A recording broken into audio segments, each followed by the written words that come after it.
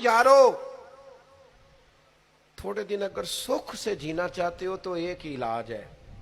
मालिक की रजा में राजी रहो। ना समझ आए तो फिर करबला वाले इमाम हुसैन की तरफ देखना, वो नाना के कंधों पे थे फिर भी बड़े खुश थे, वो माँ की गोद में थे फिर भी बड़े खुश थे, शेर खुदा की बाहों में थे फिर भी बड़े खुश थे, हसन के साथ सफरे हज पे तो भी बड़े राजी थे।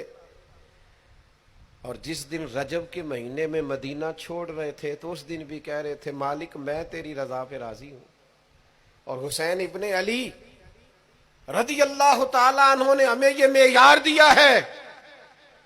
जिस दिन शबीह मुस्तफा अली अकबर उनके घर में पैदा हुए थे, हुसैन उस दिन भी बड़े राजी थे।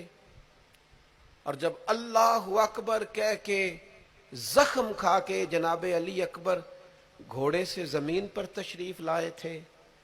और जवान बेटे को सहारा देकर उन्हें उठाना पड़े था, हुसैन उस दिन भी रब की रजा पे बड़े राजी थे।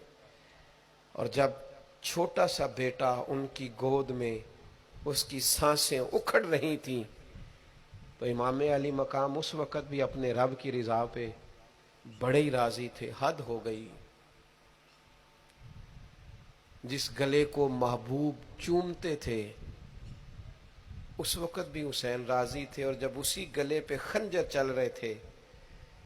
तो इमाम अली मकाम ने ये नहीं कहा कि मालिक मेरा इतना इम्तिहान, आखिर मेरे मसले कब हल होंगे, मेरी मुश्किलात कब हल होंगी, आखिर किस वक़्त, ये नहीं फरमाया, बल्कि ये सारा कुछ सह के दोनों हाथ जमीन पे बिछा के सजदा शुक्र अदा करके कहा, मालिक जहां तू रखे हुसैन वहां राजी।